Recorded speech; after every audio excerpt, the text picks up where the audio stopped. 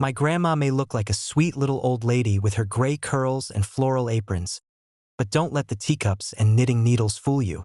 At 72, she's sharper than anyone I know. And oh yeah, she's a black belt in karate. She moved into her cozy little house a few years ago, wanting a quiet place to garden and host family dinners.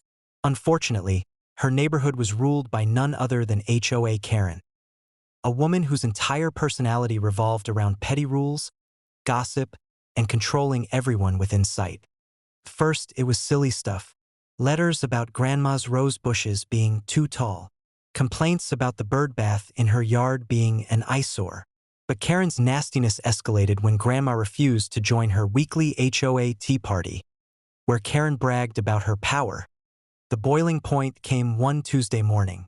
Grandma was taking out her recycling when Karen stormed over, furious that Grandma had placed one cardboard box on top of the bin instead of inside it.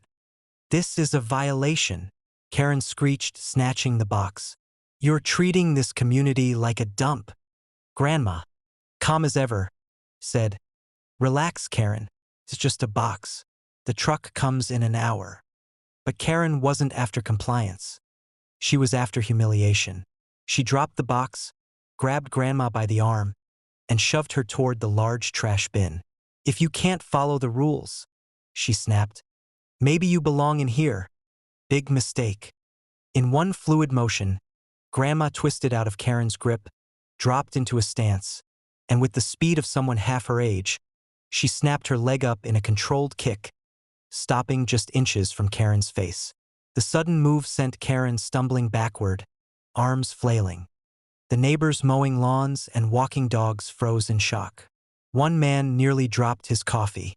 Grandma straightened up, brushed off her cardigan, and said in the calmest voice imaginable, "Karen, I've dealt with worse bullies than you in the dojo. Try that again, and you'll end up in the bin." Karen's face turned beet red. She sputtered something about assault and calling the HOA board, but her voice cracked. She wasn't used to being the one intimidated. And the best part? Several neighbors had caught the whole scene on their phones. By evening, clips of Grandma's near roundhouse kick were circulating in the neighborhood group chat with captions like, "Don't mess with Nana Ninja." When Karen tried to file a complaint, the board didn't back her up.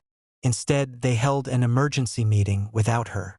Turns out, everyone was sick of her tyrannical behavior, and this was the final straw. By the end of the week, Karen was voted out as HOA president. Her once loyal allies suddenly had no memory of supporting her.